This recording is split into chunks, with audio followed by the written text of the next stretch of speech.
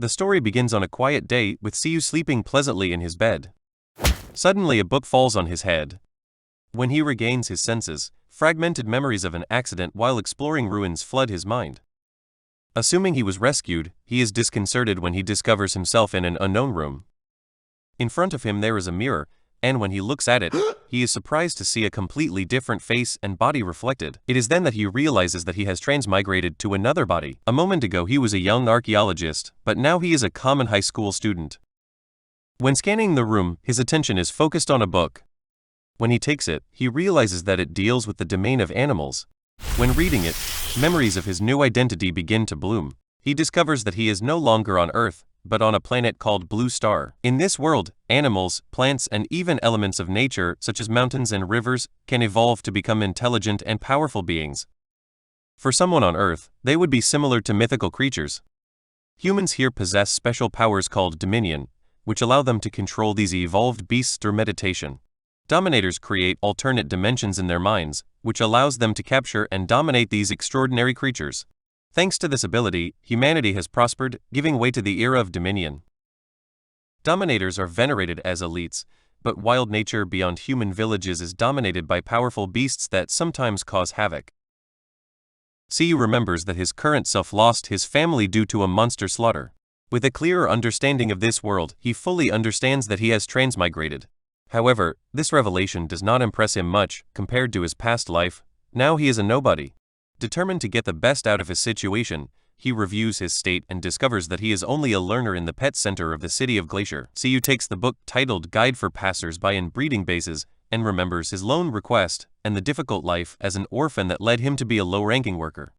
Despite his bad luck, he decides to focus on completing his day's task. In the morning, he must feed the snow wolves alone, and in the afternoon, he will help transport food and gather data on the growth of the green cotton worms with his team.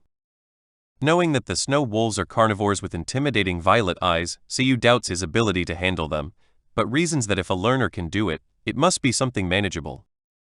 He remembers having stood out in theoretical classes and possessing a unique talent for domain, telepathy, which allows him to communicate with any being. Although it is not suitable for combat, telepathy has applications in research and diplomacy. Siyu decides to use it creatively with the aim of making friends with the wolves. Practicing his skill, he activates his domain dimension, a radiant and bright cube. Inside, he discovers a floating book with a jewel in its core. Suspecting that it contains a second talent, he opens it with enthusiasm and reveals the skill manual. This rare talent allows him to copy and teach extraordinary beings skills under specific conditions. By witnessing the skill, touching the beast, and doing both things within an hour, Siyu will realize the potential of the skill manual to give it a significant advantage. He reviews the basic concepts of the domain, understanding that the strength of a domer depends on the talents, knowledge, and mastery of his pet beasts. Closing the book, he reflects on his double talents and concludes that they are an incredible opportunity.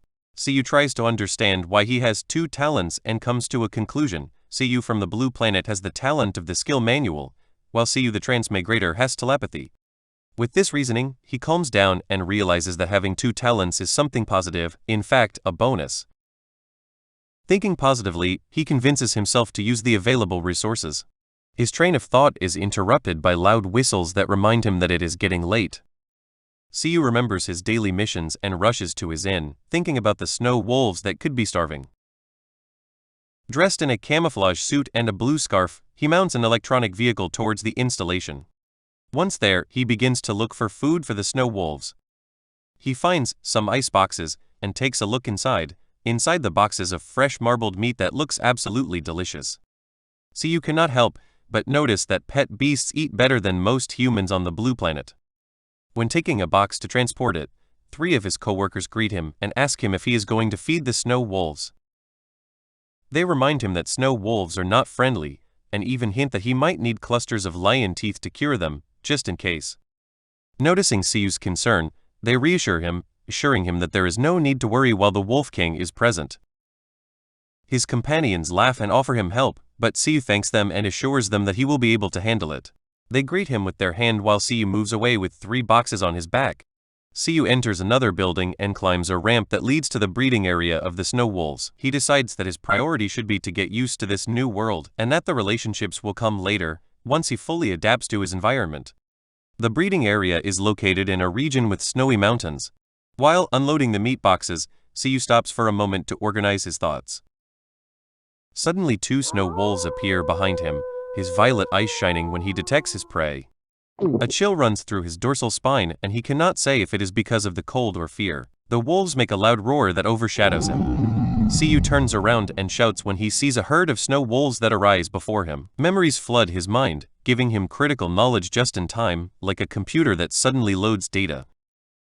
Siyu remembers that snow wolves have an attribute of ice and are classified as high-level transcendent beasts.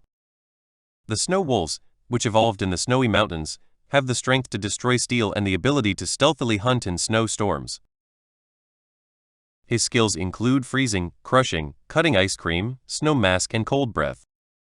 Siyu is not sure if this information makes him feel more confident or even more terrified. Using his telepathy talent, he reads the thoughts of the wolves. The beasts are extremely hungry, so hungry that even Siyu seems like a potential meal for them. The wolves look at him with mischievous smiles, and Siyu wonders if telepathy is really a blessing or a curse. As the snow wolves continue to approach, Siyu contemplates whether he is there to feed them or to become their food. His bright purple eyes remain fixed on him as he holds the box of meat for his food. Feeling despair, Siyu screams for the Wolf King, waiting for help. Remember that they told him that everything would be fine as long as the Wolf King was present. A loud authoritarian howl resounds suddenly through the snowy landscape. Emerging from behind the herd, a huge wolf appears adorned with golden bracelets on each leg and 2 golden bands on his body. The Wolf King walks bravely towards Siyu, and the other wolves immediately move away and sit as they pass. The sight of the majestic creature leaves Siyu paralyzed in place. The Wolf King approaches him, lowering his nose towards Siyu's forehead. The cold feeling makes Siyu wonder if this is the way the Wolf King marks him. Perhaps the king is leaving his smell as a sign of recognition. Siyu feels relieved that the mark involves a touch of the nose instead of something more alarming. Before Siyu can fully process the situation, the skill manual suddenly appears before him. He has not invoked it, and his unexpected appearance surprises him. The book opens by itself and a sphere of light begins to grow in the center of the pages. A new piece of information appears in the book, indicating the ability of the Wolf King, Intimidation. Intimidation is a high-level mental ability that allows the user to scare, dissuade or command others using their aura. They can even completely knock out weaker opponents. Siyu observes the skill manual in amazement, realizing that the Wolf King has just demonstrated a rare and powerful skill. Siyu begins his day using the skill manual to copy the intimidation skill, which represents the characteristic of the Wolf King. Siyu dreams of teaching this powerful skill to his future pet beast. He even fantasizes about raising a king of beasts one day. His thoughts are interrupted by the low growl of the Wolf King, who looks at him from above, apparently curious to know if Siyu is scared. Through telepathy, Siyu perceives the thoughts of the Wolf King and realizes that the creature has no idea how excited he is. Siyu picks up the meat box and begins to feed the snow wolves. As the Wolf King has marked it, the wolves remain calm and docile. Taking advantage of this, Siyu extends his hand to caress the upper part of his head. To his amazement, an exclamation sign appears, indicating that the intimidation skill can be taught to them. Full of joy, Siyu imagines raising his own Wolf King, but quickly lowers his enthusiasm when realizing the dangers of releasing multiple Wolf Kings without careful planning. Returning to the focus on the task at hand, he makes sure that the wolves are well fed. The feeding session ends without the wolves using other skills, leaving Siyu unable to copy additional skills. Then he leaves the snowy mountains and leads to his next destination, excited to have acquired a high-level mental ability. On the way, he sees a green eagle flying overhead, and a warning appears suggesting that the intimidation skill could also be taught to the eagle. The idea of raising both a Wolf King and a Bird King excites him even more, but he decides to proceed cautiously, since he still has 3 months of leisure ahead and there is no need to rush. As he continues his journey, Siyu notices an advertising poster that promotes the Iron Bamboo Base, offering iron eaters with a 50% discount for residents of the Pingchang district. He has already reserved an iron eater as his first pet beast and is delighted with his choice.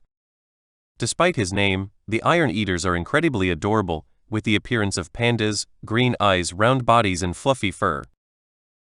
Classified as middle-level transcendent beasts, They have only one skill, hardening, which seems unimpressive in a world of rapid evolution. Siyu attributes this to his natural laziness, but values his rarity and tenderness. Iron Eaters consume metals and minerals to activate their hardening ability. Siyu begins to think about training methods, imagining a combination of hardening, intimidation, and possibly a sensitivity or agility skill to create an extraordinary Iron Eater. Confident in his innovative approach, Siyu is determined to achieve it, although he must first obtain his breeding certificate at the end of his internship. Motivated by the idea of his future Iron Eater, Siyu heads to his next task, collecting data on the growth of green cotton worms. Upon reaching Area Experimental 01, the team leader explains the task in a simple way, but warns about a punishment that involves 1,000 worms for poor performance. Siyu sees this as an excellent learning opportunity and approaches the glass enclosures where the worms are. Green cotton worms are small, about the size of a finger, and are a mainly cultivated species. Despite their low level, they have numerous evolutionary roots. Each worm is a bright green with yellow horns similar to those of a demon. Siyu greets them, but the nervous worms scream alarmed as his hand approaches. A brave worm rises to his finger, but the others quickly counterattack, sprinkling silk that covers Siyu's face with sticky threads. Siyu observes the green cotton worms and realizes that their reaction to their presence suggests the need for a different approach. While a brave worm rises to his finger, he looks at him angrily before a sign of a green exclamation mark appears on his head. Siyu is surprised to discover that even this little creature has the potential to become a green cottonworm king. The worm loses interest and jumps back into his cage, but moments later, the skill manual opens, notifying him that a new skill has been registered, Silk Thread. Surprised, Siyu realizes that this insect-type skill could be useful when applied creatively. In addition, the manual reveals that skills such as silk can be improved through repeated teaching, which arouses Siyu's curiosity about the possibilities. Back in his dormitory, Siyu studies the breeding base and discovers that it houses 51 pet beasts, most of which have low-level basic skills. These do not align with his vision of raising extraordinary beasts. He decides to prioritize medium and high-level skills, especially sensitivity and agility skills, while he is aware of the possible limits of his ability to copy. His research also highlights the lion's tooth cluster, a plant-type beast known for its healing skills, known as a model healer in the breeding bases. This becomes Siyu's next goal. Decided, Siyu devises a plan to closely look at the lion's tooth cluster and heads to the infirmary pretending to be a twisted doll. Upon arrival, a black-haired doctor greets him, pushing his glasses up and calmly evaluating the situation. Upon recognizing him as a new passerby, she seems used to such mischief, but decides to please him. Siyu plays her part convincingly, asking if his injury will affect his ability to work. The doctor reassures him, saying that it is mild, and the treatment begins. What follows amazes Siyu. With a simple snap of his fingers, the doctor invokes the lion's tooth cluster, a creature similar to a plant with small eyes embedded in its cotton-like body. The process is effortless. It does not require invocations or additional steps. The lion's tooth cluster approaches Siyu, its presence is calming and magical. He begins to heal his doll, and Siyu feels the pain vanish almost instantly. He casually comments that it was not so painful, but inside he is deeply impressed by the speed and precision of the treatment. At the end, the skill manual opens again. A notification appears, high-speed healing registered. Siyu is stunned to realize that he has copied a medium-level wood-type healing skill that significantly speeds up recovery. Siyu confirms that he can copy the abilities of the pet beasts at the facility and reflects on his progress. With 3 months remaining in his stay, he knows that he has many opportunities to collect skills. After his doll is healed, the doctor makes a joke about having reacted in excess, and even the lion's tooth cluster communicates that his injury was minor. Feeling guilty, Siyu promises to be more careful and decides to return later with snacks as a gift of gratitude both for the doctor and for his beast plant. He reasons that even the small injuries treated by the pet beasts help improve the mastery of their skills, which makes his experiment worth it. Back in his dormitory, Siyu realizes that repeatedly teaching skills can improve the mastery of the skills of his pet beast. This discovery seems like a game changer to him, potentially speeding up his training. He reflects on the events of the day, amazed by how much he has learned in such a short time. Remembering that the doctor is an internal tame, Siyu thinks about the unified exam of the Demators Association and wonders how long it will take him to become an official tame. With these thoughts, he falls asleep. For the next 3 months, Siyu focuses on collecting high potential skills, avoiding low-level ones. Add Super Sight, a wind-type ability of high-level flying beasts that improve sight, and Absolute Sleep, a recovery ability of a transcendental pet beast of a breeder. The latter allows rapid recovery through a deep sleep and is well combined with high-speed healing, which saves medical expenses for his beasts. Siyu jokes that his Iron Eater will need to understand his financial limitations. However, Siyu discovers a limit in his skill manual. He can only store 5 skills. Frustrated but determined, he begins to think of ways to expand the capacity of the manual. He theorizes that improving his domestication talent could unlock this feature. He also learns about the importance of strengthening his domestication dimension through meditation, which improves his ability to handle higher-level beasts. It accelerates his growth and amplifies his domestication talents. Siyu plans to become a professional tame within a year. With his breeding certificate from the Glacier City breeding base in hand, Siyu prepares for the next phase of his journey. He heads to the Iron Bamboo breeding base to find the Iron Eater he bought 3 months ago. As he approaches the base, Siyu reflects on his hometown, Glacier City, a second-class city in the Pingan district, known for its special beast, the Iron Eater. Standing at the entrance of the Iron Bamboo base, Siyu looks down the stairs with determination. He reaches the top of the stairs, drying his forehead sweat. The place feels deserted while he regains his breath. A loud noise overshadows it. When looking up, he is paralyzed when he sees a huge Iron Eater staring at him. Confused, Siyu stumbles backwards, just to realize that he is a pet. The person inside the suit is Lin, an employee at the Iron Bamboo base, with Iron Bamboo staff written on the costume. Siyu feels both disbelief and fun when he sees someone with such a heavy suit in this heat. Introducing himself, he asks Lin, the person inside the costume, if he is uncomfortable. Lin explains that the pet helps him connect better with the Iron Eaters, which is crucial for the breeders. Siyu agrees, appreciating his logic, and realizes, by his voice and gestures, that he is a girl. Siyu humbly admits that he is still learning, while Lin modestly assures him that anyone can do their job with effort. The conversation changes when Lin, excited, offers him Iron Eater costumes with a discount for 2, hoping that Siyu will get a discount on his Iron Eater.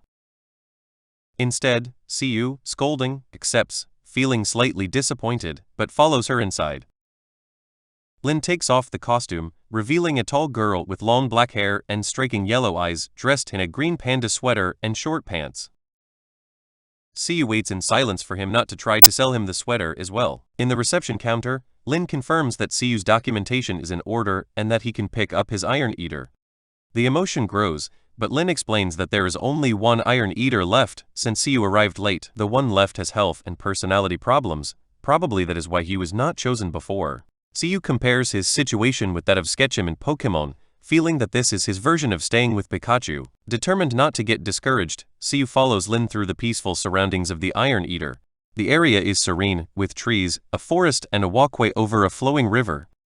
Lin explains that during the hot season, Iron Eaters are especially lazy, the largest being more docile and the smallest remaining active.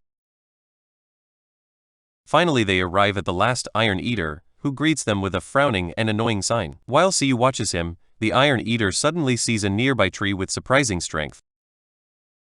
Siyu sighs, thinking that this Iron Eater is clearly not the smartest, but he is determined to make the most of his new partner. Lin explains that the puppy faced complications at birth, which makes him weaker than the others. While most Iron Eaters learn the ability to harden when they are 1 year old, this puppy has not yet mastered it, which many see as a lack of talent. Lin points out that this has formed his unique personality. Unlike Iron Eaters, who are usually gentle, this puppy regularly fights against trees to train and learn to harden and become stronger. Lin highlights the discipline of the puppy, pointing out that his hard work compensates for his lack of natural talent. She emphasizes how rare it is to find such determination in Iron Eaters. Siyu agrees, recognizing that although the puppy may lack talent, its perseverance is inspiring. Lin assures him that raising the puppy in a domesticating dimension will help him develop his skills faster. He also mentions that the rigorous training of the puppy gives him an unusually large appetite. Excited, Siyu decides to take the puppy. One of his concerns about iron eaters had been his laziness, but this diligent puppy solves that problem. Lin verifies if he is sure, noting that most owners prefer talented beasts. Siyu confidently responds that he values hard work and has a strong connection with this puppy.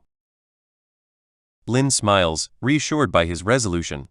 When Siyu asks for a discount, Lin apologizes, explaining that all iron eaters are treated equally, but since this is a special case, he offers a supply of iron bamboo for a month. Grateful, Siyu accepts delighted. Lin approaches the puppy named 11 and caresses him gently, informing him that he has been chosen by a donator. Through telepathy, Siyu listens to the thoughts of 11. The puppy initially resists, declaring that iron eaters are not slaves and that he can become strong for himself. Lin takes it calmly, lifting 11 and warning him that if he runs away there will be no food. He explains that having a donator will help him learn to harden faster and will provide him with a better life. Hearing this, 11 looks at Siyu and thinks badly about food and a comfortable bed. Siyu laughs, reassuring the puppy that he will provide him with that as long as he can afford it. Lin accepts scolding, insisting that he is not a slave, but will accept food and a bed. Lin smiles at his stubbornness, confident that 11 will prosper with the appropriate care.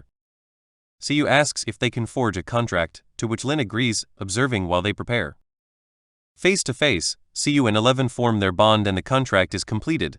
11 is transported to Siyu's domestication dimension. Lin watches in silence, reflecting on 11's extraordinary determination. He wishes them both good luck. Siyu feels the exhaustion of the process, but quickly recovers while a warm green aura surrounds him, making him feel energetic again. Lin congratulates him on successfully contracting his first pet beast, and advises him to let 11 familiarize himself with the domestication dimension. He warns him not to invoke it and return it too often, as it could cause him stress. He assures Siyu that if 11 adapts well to the domestication dimension, he should be able to learn to harden in a week. Suddenly the skill manual opens in front of Siyu, notifying him that a new beast contract has been detected. His doming points have increased and new Gravebull skills have been unlocked. Siyu quickly realizes that the energy he previously felt must have come from his new pet beast 11. It is clear to him that this same energy probably helped Lin to dominate 11 before, despite the natural stubbornness of the Iron Eater. Lost in his thoughts, Siyu processes all the new developments. Lin notices his distraction and asks him if something is wrong. When leaving his sleep, Siyu explains that he feels that his body has improved in quality and that he is still adjusting to it. Lin confirms that this is normal for novice domers and assures him that he will get used to it over time. For now, he advises him to focus on solving the paperwork. Lin hands him a notebook and asks him to complete his address to know where to find the iron bamboo. He explains that the bamboo must be fresh and that it is not recommended to accumulate large quantities. Once the free supply is finished, Siyu will be able to buy more, but he will have to pay for it. Siyu accepts all the terms without hesitation. After completing the paperwork, Siyu shyly asks for one more favor. Lin is surprised, thinking that he has already told him everything he needs to know. Siyu explains that he would like to go through the facilities to better understand the natural environment of iron eaters, believing that this knowledge will help him take better care of aunts. With determination, he emphasizes how serious he is to be a good donor. Lin allows him to explore the facilities and assures him that he can take aunts to play at any time. However, he reminds him once again that there will be no more free food. Siyu, always the opportunist, accepts with a smile, although his mischievous intention is clear. With a new range of skills unlocked in his skill manual, he plans to take the opportunity to touch the other iron eaters and copy their skills. After 2 hours of going through the facilities, Siyu manages to copy the skills of the iron eaters. As expected, everyone has the ability to harden, a low-level metal-type ability that hardens their bodies with an invisible layer of armor. This armor can be used both for defense and for attack. Siyu feels confident that although Ans has problems learning to harden by himself, he can teach him directly using his domestication talent. Finally, Siyu arrives at the house where he will stay.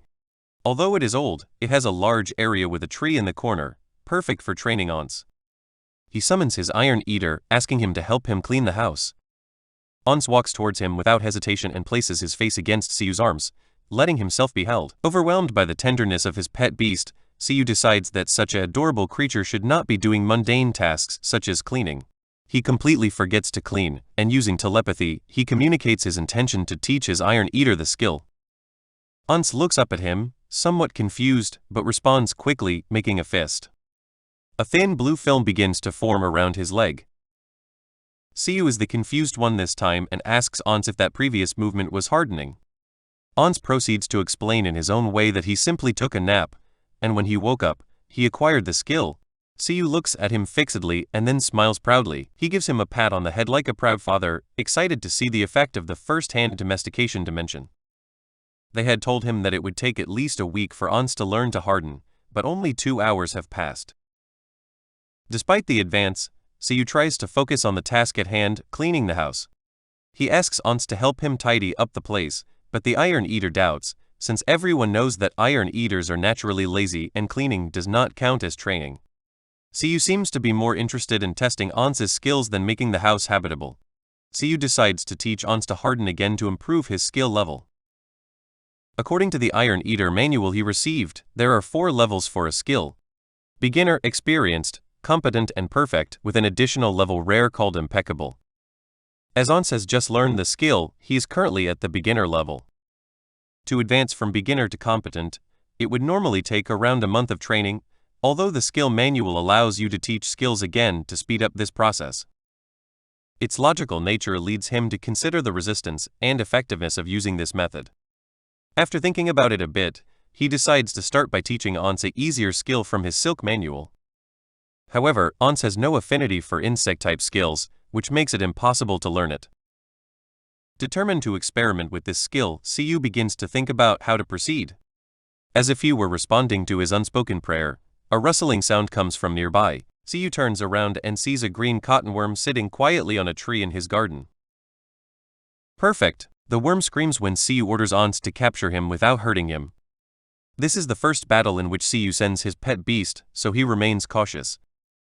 But Ans, overflowing with confidence, does not last a second. He runs towards the tree in a zigzag motion, climbs it quickly and jumps to the branch where the green cottonworm is. Without wasting a moment, he cuts the branch, causing it to fall to the ground. Before the branch touches the ground, Ans gracefully lands and catches the worm on his leg. The green worm, now terrified, looks up, while Siyu praises Ans for the impeccable capture. Both Siyu and Ans are standing on the worm, their eyes shining with determination. The worm, however, has no idea what kind of adventure has just been dragged. Terrified by the small, but powerful iron feeder that caught him, the green cotton worm trembles. Ans, undisturbed, casually throws the worm to the ground. The poor worm lands on his back, feeling the intimidating presence of the 2 fierce creatures watching him. Siyu notices something interesting while watching the worm. A single mark on his body indicates that the silk skill has only been learned once. This excites Siyu, since it means that the worm has a lot of potential to improve his skills. Looking at the worm carefully, Siyu asks in a half-joking tone if he plans to go anywhere, as if the worm had a place to run. To seal the deal, Siyu kneels on the ground and gently picks up the worm again, making sure that it does not escape. The adventure for this little green cotton worm is just beginning. Siyu observes the green cotton worm on the ground, reflecting on his 3 months as a passerby working with them on a daily basis. With ease acquired, he removes the entangled silk from his arms, a task that now seems the most natural to him. The worm observes him, surprised by Siyu's skill and posture. As he approaches, Siyu uses telepathy to threaten him, warning him that he will be fed to 11 if he does not cooperate. 11 close, baby before the idea of food, his opportunistic nature reflecting that of his tamer. With his test subject assured, Siyu is ready to experiment with his teaching skill. An exclamation mark appears on the worm's head, indicating that the silk skill is teachable. As he places the worm in his palm and prepares for the process, the skill manual disappears, and the light begins to gather around his hand and the worm. The worm freezes, surprised as the process begins. Meanwhile, Siyu feels overwhelmed by fatigue, hunger, sleep and fatigue, which hit him all at the same time. Despite this, he remains focused, noticing that a second strip appears on the worm's back. Mission accomplished. The worm seems to be experiencing an avalanche of memories related to the silk skill, which could explain his initial confusion. When the process is over, the worm seems stronger and more self-confident. He jumps out of Siyu's hand and unexpectedly ties his hands in the air with improved silk threads. Instead of being surprised, Siyu feels proud. The quality of the silk is impressive, and although it is not yet compared to his skills, he admires the effort of the worm. The worm, feeling defeated, submits to Siyu. Siyu observes that the worm's silk skill has risen from beginner level to experienced level. He notices that the silk he produced matches the high-quality threads of the best green cotton worms in the breeding base. However, the worm has not grown in size despite the improvement. He wonders if the level increase was due to the worm's own understanding of the skill or if his teaching power played a role in it. In any case, the experiment has been a success. Exhausted but satisfied, Siyu considers teaching another skill. Opening the skill manual, he discovers that the teaching function is blocked for 8 hours. Siyu realizes that the waiting time is probably due to the consumption of resistance, a protective mechanism to avoid exhaustion. Deciding to rest, he notices that the waiting time for low-level skills is 8 hours and fears how long it will take for the upper-level skills to unlock. For now, he places the green cotton worm in a small cage on a tree, noticing that his new golden house matches his improved status. As he rests, Siyu begins to think of ways to shorten his recovery time. If the pet beasts have supplements to help in their training, surely the donators could also benefit from them. Siyu tells Ans that he will prepare bamboo shoots with pork and slices and rice for dinner. As expected, Ans begins to drool when mentioning the food. Siyu asks him to rest and promises to call him when dinner is ready. However, he refuses, irritated by the suggestion, decided to train. Ans feels that he is behind in terms of skills and insists on starting immediately. Siyu realizes that, as Lin said, Ans is not a typical iron eater.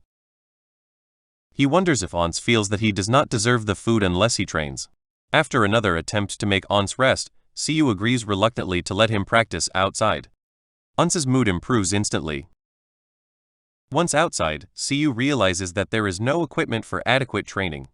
Ans points to the walls of the house as a possible objective, but Siyu stops him, horrified by the idea that their walls are destroyed. Instead, he suggests practicing the ability to harden in short bursts on specific parts of the body, reassuring Ans that the most advanced techniques can come later. Ans accepts and avoids a potential disaster. Siyu sighs relieved, adding training equipment to his growing list of things to buy. His urgent financial needs press him, which leads him to think about ways to make money. He focuses on raising the green cotton worm, hoping that once his ability reaches perfect mastery, he will produce high-quality silk that he can sell. For now, the worm is under maintenance, eating only common leaves, but Siyu sees it as a future source of income. After dinner, Siyu checks on Ans and finds him already asleep in his bed. Ans's belief that he needs to train before and after meals touches Siyu's heart. He wonders if Ans's determination comes from a fear of abandonment. To reassure him, Siyu gently promises him that he will never leave him. Later, while Siyu lies in his bed, he tries to sleep, but cannot due to financial concerns. He also wonders why he doesn't have a phone or a computer, but his curiosity to use a panda as a pillow takes priority. Deciding to leave those concerns for tomorrow, he finally falls asleep. The next morning is quiet. The green cotton worm happily uses its silk ability to collect leaves for breakfast. Suddenly a loud sound breaks the calm. Siyu leaves the house excited, announcing that he is already fully recovered. He opens the skill manual and confirms that the waiting time has passed, which allows him to teach skills again. Feeling energy, he declares that the day begins in the best way. His plan is to teach Ans the ability to harden again to improve his mastery, but first he needs to buy supplements. Before leaving, he checks on his 2 pet beasts, telling Ans to continue resting and promising that he will let him out after his shopping trip. Siyu greets the green cotton worm as he leaves the house, surprised to see him collecting leaves for himself. The worm chews without worries, completely indifferent.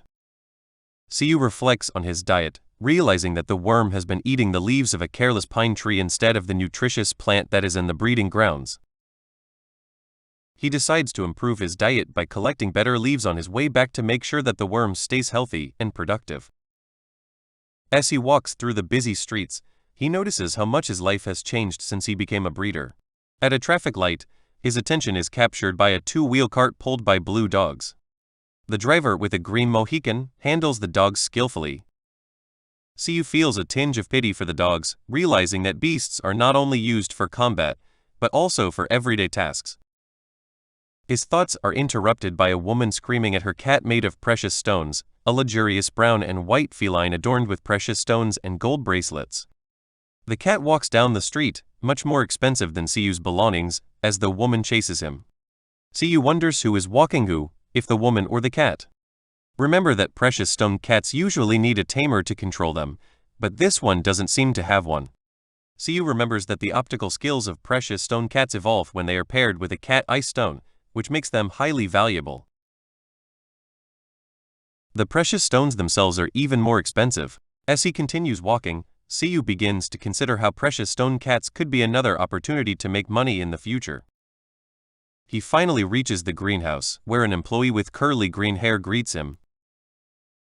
Siyu asks about the sale of silk, and the employee explains that they only buy high-quality silk produced by green cotton worms raised on a specific diet. The employee gives him a guide that details the requirements of silk and prices. Excited by the possible earnings, Siyu calculates how much money he could earn by selling high-quality silk. With the adjusted finances and the monthly payments of his loan extending his budget, Siyu knows that he has approximately a year before his financial inheritance and assistance runs out.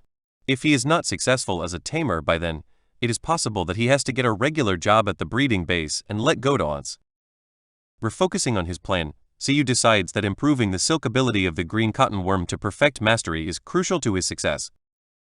Selling high-quality silk could provide the stable income he needs. The employee, noticing that Siyu is deeply thoughtful, asks him if he is interested in selling silk. Siyu kindly declines for now and instead buys the medicine jars he needs. After completing his purchase, Siyu returns home feeling exhausted on the way. With his shopping bag, he adds a cell phone and a means of transport to his growing list of things to buy. Siyu places the bag of food on the table and examines the medicine he bought, Minjin capsules. These capsules, made with transcendent plant-type beast ingredients, are well known for reducing fatigue and improving physical strength. Many tamers use them after battles for quick recovery. For Siyu, they are a luxury and he knows that he should use them in moderation.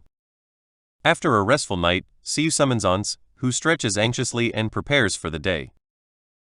Siyu looks at his pet and perceives the positive energy that comes from the dimension of domestication. Ans, already fully awake, tightens his fist, eager to train. He declares that he wants to train for 6 hours with a very specific goal. Siyu, worried, advises him to take things calmly and highlights the importance of a balance between work and rest. However, Ans looks at him blankly without understanding the concept. Siyu begins to explain that the energy of the dimension of domestication comes from himself. Although he appreciates Ans's enthusiasm, he must be aware of his own limits. He knows that using the skill manual and strengthening the dimension of domestication also pays off for him. Siyu realizes that Ans believes that anything other than training is undesirable and worries his own resistance with such a dedicated and motivated pet. Siyu begins to plan the next lesson of Ans, considering teaching him absolute sleep to help him recover from fatigue. Meanwhile, Ans continues to roll over the ground, consumed by the desire to train. He even shouts his intentions, which leads Siyu to stop him and tell him that first they will focus on advancing in their ability to harden before teaching absolute sleep. With a smile, Siyu pinches Ans's cheeks and uses the skill manual to teach him to harden again. The light gathers among them as the lesson begins, with the green cotton worm watching from his cage, surprised as the process intensifies. Ans's expression changes drastically and roars loudly, clearly feeling the effects of the lesson. After the lesson, Siyu feels tired, but finds it manageable, similar to the previous day. Sweat dries from his forehead and he notices the dark circles under his eyes. He decides to take one of the Minjin capsules. When swallowing it, he feels an immediate relief, with his fatigue fading. Looking at Ans, Siyu notices the renewed energy of his pet. Ans shouts a triumphant battle cry and raises his arm with a sudden and energetic movement. He hits the ground with his fist, causing the floor to break. Siyu panics and demands to know what Ans is doing. However, Ans remains calm and seems impressed with his own strength. He points to the broken floor. Siyu, both frustrated and amazed, explains that the ability to harden 11 hectares has reached the level of experience, which significantly improves his combat skills. Although Siyu recognizes the progress, he is upset by the damage caused to his house. Ans looks at Siyu anxiously, as if asking what he has done to him. Siyu crosses his arms and asks Ans if he still has so much hurry to train. Ans imitates him, but then he is disappointed to realize that he has not really gained his recent increase in power. They insist on training intensely for 24 consecutive hours in exchange for maintaining their new strength. Siyu warns Ans that training without rest will not help him level up, but will only take him to his limits. However, Ans has decided to avoid more damage in the house. Siyu sets rules for training while Ans trains. Siyu relaxes on the porch, reviewing the skill manual. Thanks to the Minjin capsules, his resistance has been restored, but the waiting time to teach skills is still 24 hours, perfectly aligned with Ans's training. Siyu observes that the improved 11-hectare ability is now able to keep the blue light on his fist for 30 seconds and activate harden faster. Today's focus is to improve speed and learn to harden various parts of the body simultaneously. Concerned about the safety of the house, Siyu realizes that he needs adequate training equipment. This leads him to add it to his shopping list, along with other needs to improve Ans's environment within the domestication dimension.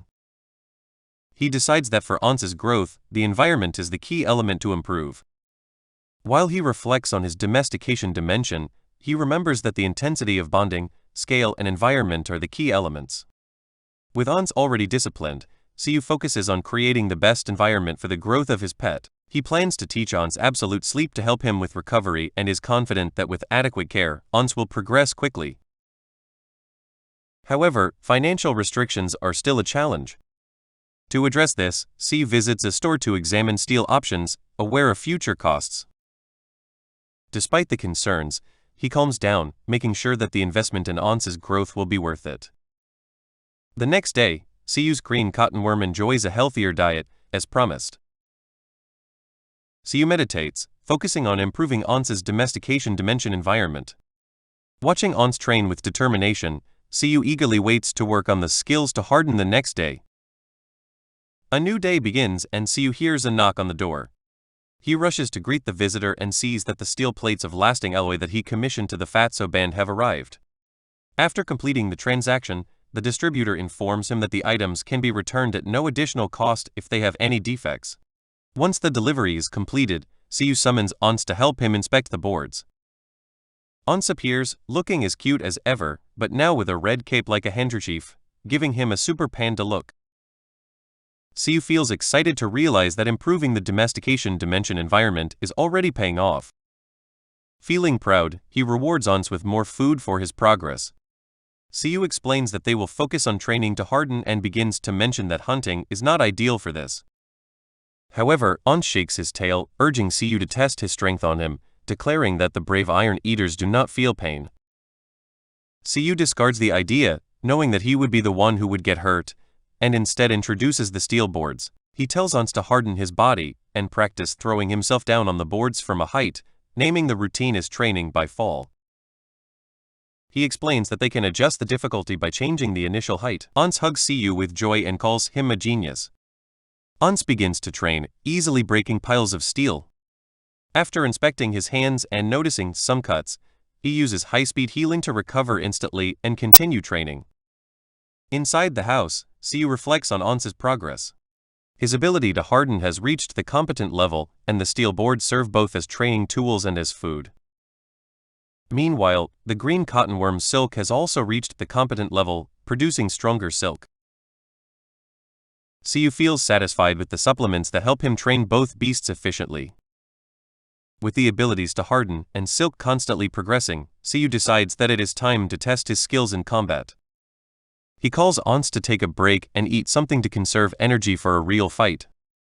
Ans easily rings the steel blade he holds, anxious about the combat that Siyu mentioned, understanding that food, training, and combat are crucial for the growth of beastly pets.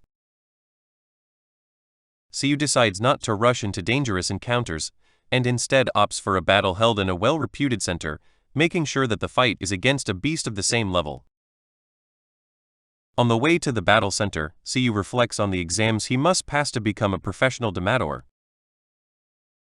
The basic combat and survival exams. He feels tired just thinking about it and decides to put aside for now the survival exams, opting to join an association of domadors for training in nature. He calms down when he thinks that a professional environment is the safest option. Siyu arrives at the Demador battle gym in the Pingsheng district, where he is received by a green-haired receptionist. He explains that it is his first time and asks for a tour. The receptionist explains to him the 3 battle options: organized battle, where he chooses his opponent; random battle, where he pairs up with an opponent of the same level; and betting battle, where the loser pays for both participants. After considering their options, Siyu discards the organized battle, since he does not know other Demadors, and opts for the betting battle, waiting for free training. The receptionist explains that the battles are classified in levels 1 to 6 and levels 7 to 10, with both costing 100 yen, which covers referees and medical services. Siyu feels the pressure of the expense, but decides that the cost is reasonable for the services offered. Siyu is confident in Once's skills, considering his level 5 and skills such as hardening at a competent level and high-speed healing. He believes that Once can handle a level 6 opponent. Waiting for a challenge, but not a dangerous fight. After filling out the form, Siyu asks if he can increase the bet, but the receptionist informs him that it is not allowed.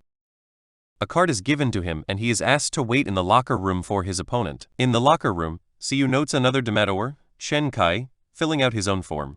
Shen Kai, a blue-haired student with glasses, mocks his skills and his beastly pet, in ice armor, confident that none of his teammates challenge him, is there to improve.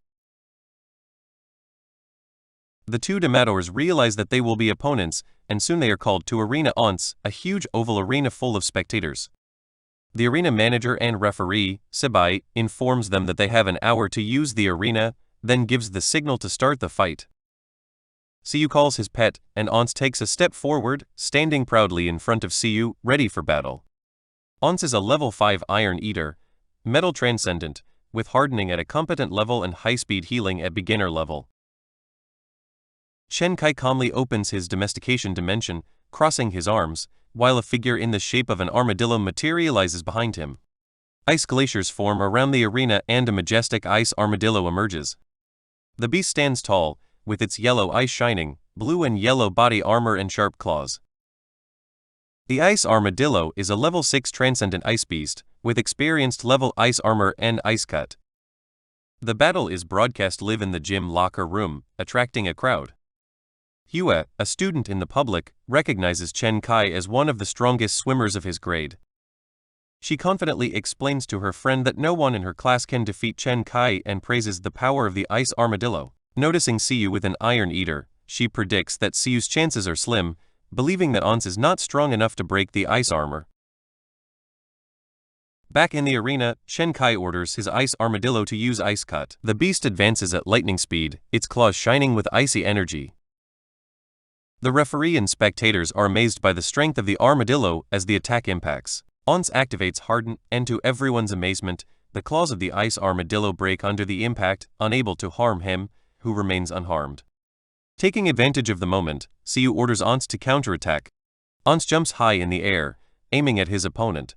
Shen Kai quickly orders his ice armadillo to activate ice armor, covering the beast with a thick layer of ice, but Once does not stop.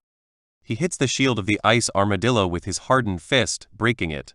After a brief fight, with the broken ice armor, Once gives a final and powerful blow, sending the ice armadillo flying through the sand. The beast falls to the ground unconscious and unable to continue. The battle ends with a unilateral victory, leaving the spectators stunned.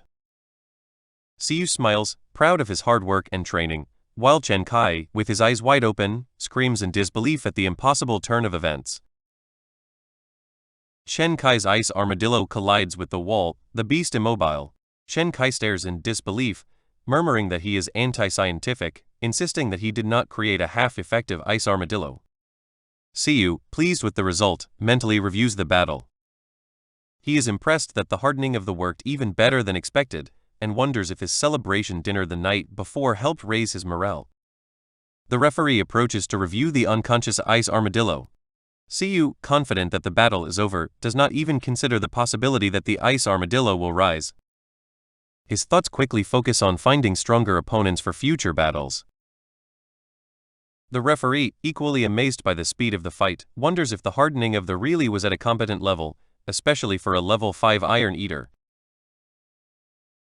Both Sherry and Chen Kai sit in silence, processing the unexpected result. In the locker room, Wu Wei and his friend are equally surprised. Woo, who initially underestimated Siyu and his Iron Eater, is now reevaluating the situation. His friend points out the obvious: Chen Kai lost, and Woo, embarrassed, denies any connection with him. He speculates that Siyu must come from a wealthy family or be a high-level don with access to high-quality supplements or unique training methods. Despite his initial confidence in Chen Kai, Woo hopes that he will recover from this defeat. Chen Kai returns his ice armadillo to its domestication dimension, watching Siyu as he caresses him on the head. He greets the defeated Don with enthusiasm, almost making fun of him. Chen Kai, determined to focus on his training back at school, swears not to forget this defeat. The referee declares Siyu as the winner, which means that Chen Kai has to cover the costs of the battle. Siyu briefly celebrates with him before sending him to rest in the domestication dimension. Chen Kai, still curious about his opponent, asks if Siyu is a Pinging student. Siyu confirms that he is from Pinging and that he recently graduated from the Glacier City. Chen Kai, assuming that Siyu must have been one of the best dons in the Glacier City, is surprised by the apparent gap in skills. Chen Kai, motivated to train harder, calmly accepts the defeat. However, as he reflects on his conversation, something does not fit. He realizes that Siyu's chronology makes no sense. Chen Kai is about to graduate, but his graduation is still a month away, while Siyu claims to have already graduated. Siri, who listens to the conversation, explains that different specialties have different graduation deadlines, being those of battle referees, doctors, and breeders those who graduate before due to layoffs and job locations. This revelation hits Chen Kai's pride, especially when he finds out that Siyu is not even a battle-specialized breeder. Siri asks if Chen Kai's ice cage needs medical attention, and although Chen Kai knows that he will heal in his domestication dimension, he decides to pay for the services of the health center. With a gloomy face, he accepts to pay the 200 Dable Joy for the battle and leaves. Meanwhile, Siyu is already considering his next challenge. He approaches the receptionist waiting to face a stronger opponent. However, he discovers that the breeders group according to the levels of their pet beasts and cannot challenge those of higher levels. Frustrated, but unyielding, Siyu asks about organized battles. The receptionist informs him that although he can organize a battle with someone, he does not know anyone personally to invite. He has decided to find someone in the Breeders' Association who can present a worthy challenge. Siyu gets off the bus and heads to the Breeders' Association, with a mind full of thoughts about finding a worthy opponent or an interesting mission to pursue. The Breeders' Association is a bustling center for missions, skill tests, and training of breeders, offering an opportunity for people like Siyu to further develop their skills and those of their pet beasts. With the growing demand for capable breeders, the association regularly organizes training sessions in the Pinean Desert and offers various missions ranging from low-level tasks to the most challenging.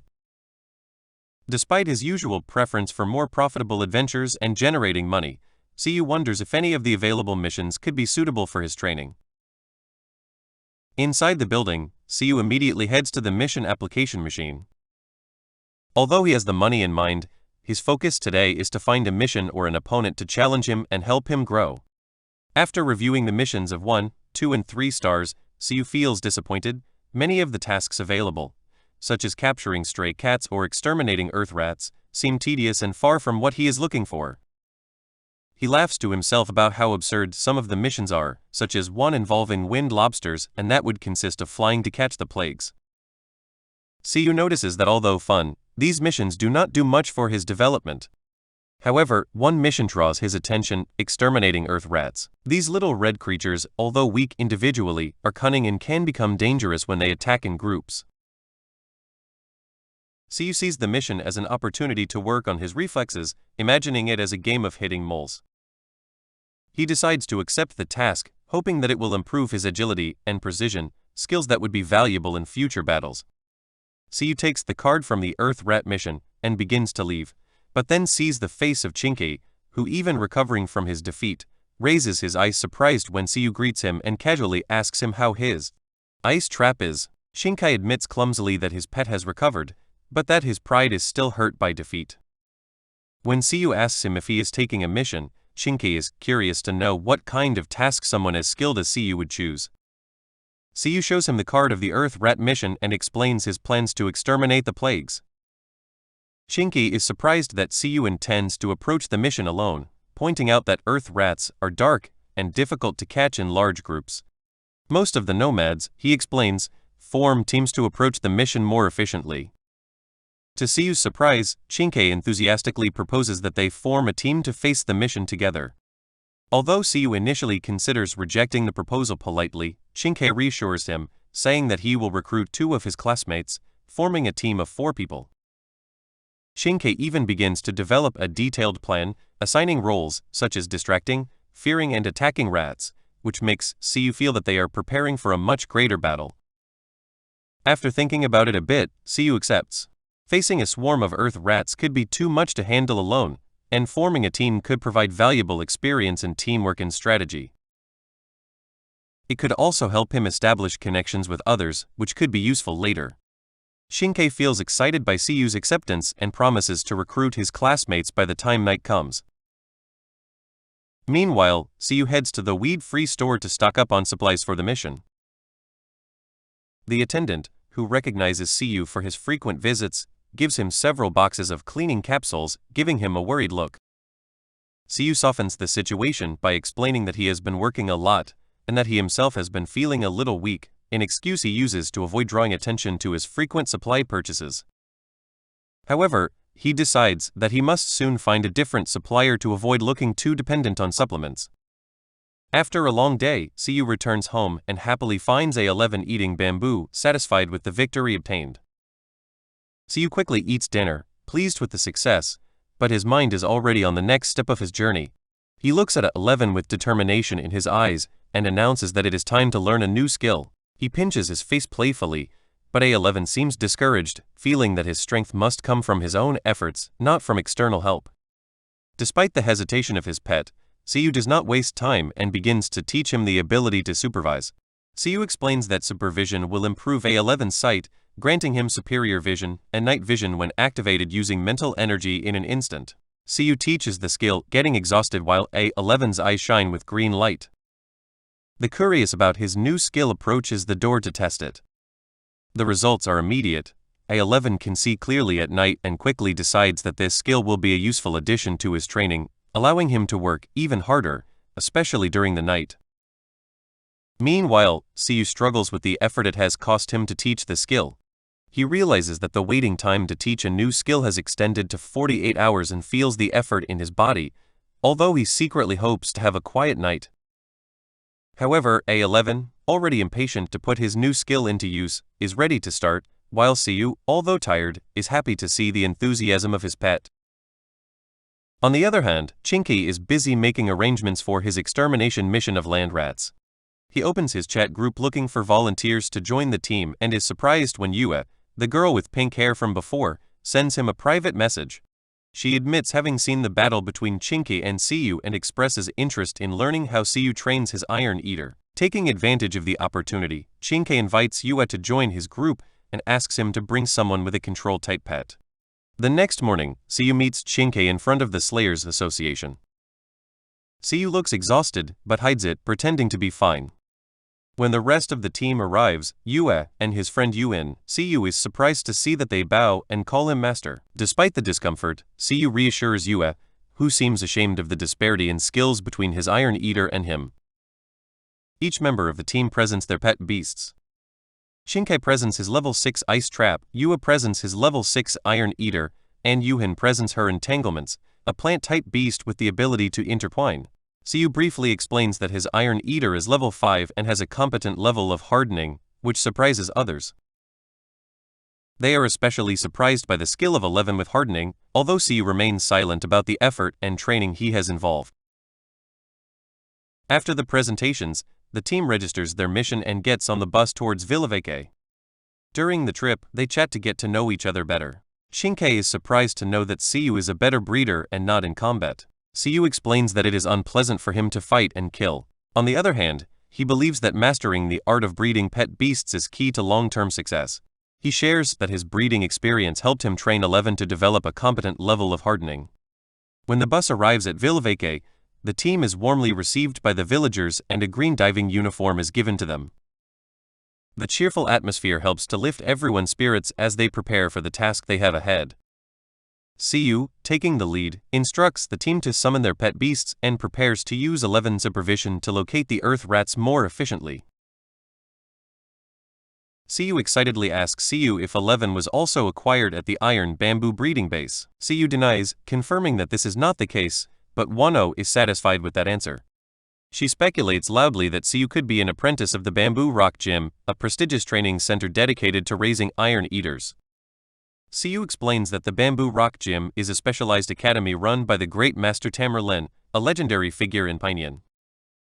Known for raising iron eaters with unique elemental abilities such as electric and fire attacks. The great Master Lin is considered the strongest of Pinyin, having dedicated his life to perfecting methods to raise iron eaters.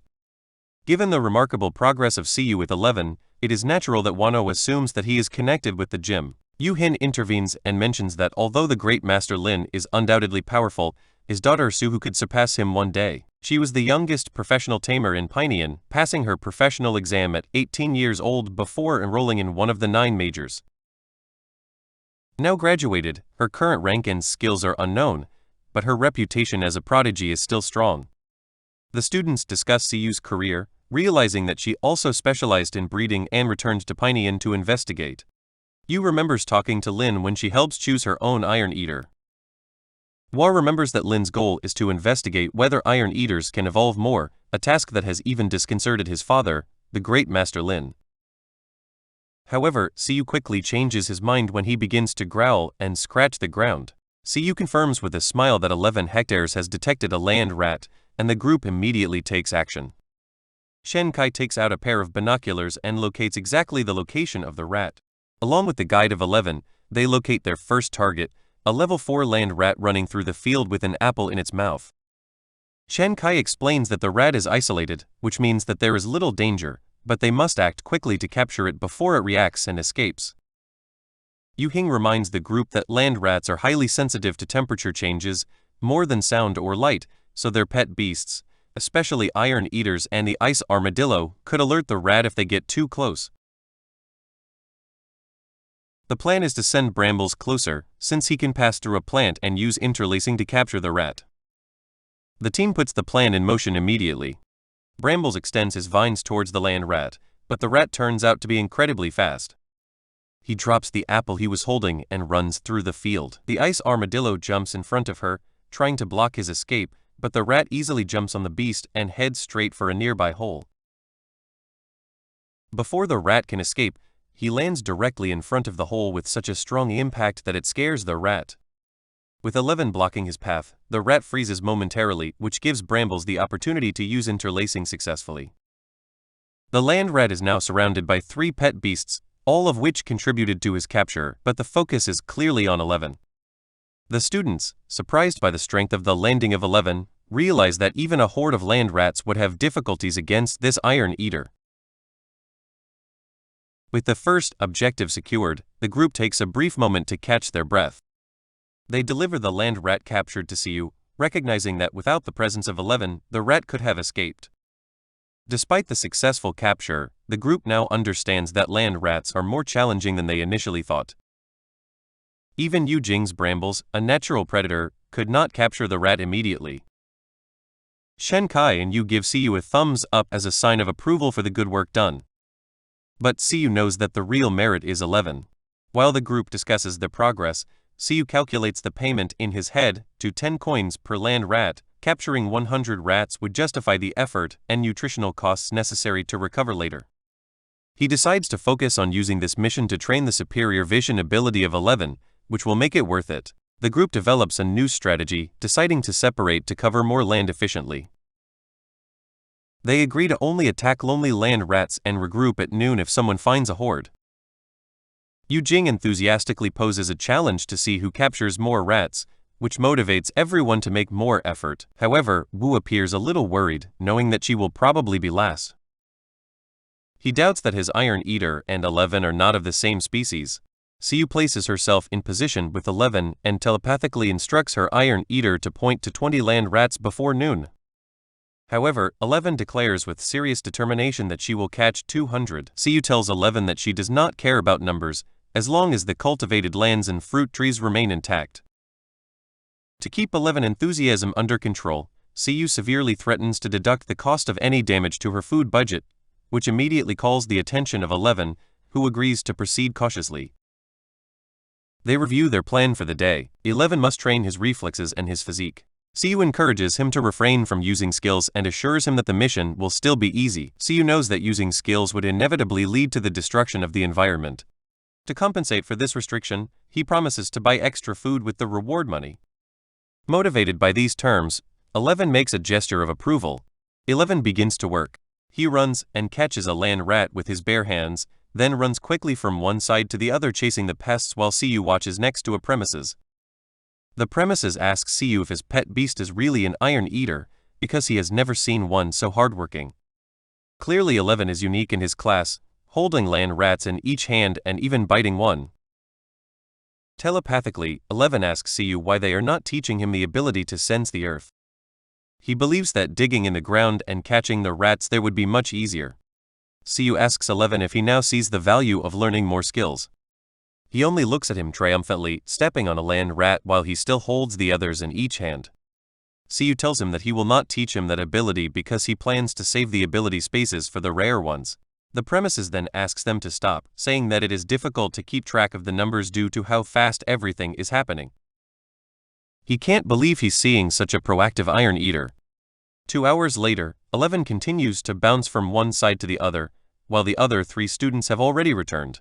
Everyone is surprised to see that Siyu's iron eater still has so much energy. Siyu humbly explains that this is just part of his training, mentioning that everything his iron eater does is eat and train, even dropping the phrase, "This is nothing." Siyu describes his 24-hour training, which sometimes includes jumping from the ceilings until 4 in the morning. Shen Kai's eyes come out of disbelief when he sees that 11 hectares has caught 22 rats in 2 hours. He shakes Siyu and reminds him of how exhausted he looked when they met in the morning. He asks him how Siyu keeps up with 11 endless energy. Siyu recommends the cleaning capsules he's been taking and takes another. The 3 students are amazed to see him take this supplement and wonder why he works so hard, looking at him with admiration. Shen Kai praises Siyu's effort, thinking that perhaps this is the reason why he is lagging behind and begins to feel desperate about competing with the city's catchers. They change the subject when Siyu asks how many rats the others caught. Shen Kai caught 7, Yuhin caught 6, and Yui looks at her classmates with annoyance, beginning to cry because her iron eater only managed to catch 2. He even calls his silly pet beast. 11 listens to this and proudly remembers his triple catch in 1, confident that he is simply made differently. Even the local caresses 11 on the head, but calms Hua down by telling him that he does not feel bad, since his iron eater is doing the best he can. The local admits that 11 is simply the most efficient pet beast he has ever seen. However, he seems annoyed at being touched by a stranger. Siyu takes her lunch packages and takes a break to eat. While they eat, they watch 11 running tirelessly through the fields as always. Siyu does not seem to be able to take a break with her passionate pet beast. Yui asks Siyu if her pet beast ever rests, commenting on how incredible it is to see an iron eater behave that way. Remember that it took her a long time to choose her own puppy and she wonders how she lost one like him. Siyu continues to eat and answers with a question, asking how they believe that 11 reached such a competent level of hardness. They respond unison, accepting that she is right. Yui thinks of how Siyu brings supplements and combines them with an extremely active iron eater. He concludes that they are the perfect combination of rarities. Shen Kai, on the other hand, sees his hard work as inspiring. He assumes that this is the reason why the approval rate of the professional pet owner exam in the city is so high. He asks if all city owners are like Siyu and how he trained his pet beast to be so disciplined. Siyu is bombarded with questions by the most outstanding student, who is eager to learn. Although the questions are exaggerated, the answers are simple. Siyu explains that she takes supplements because using the skill manual is exhausting. He adds that 11 working personality is her own strength. Siyu didn't even have a choice when choosing her iron eater.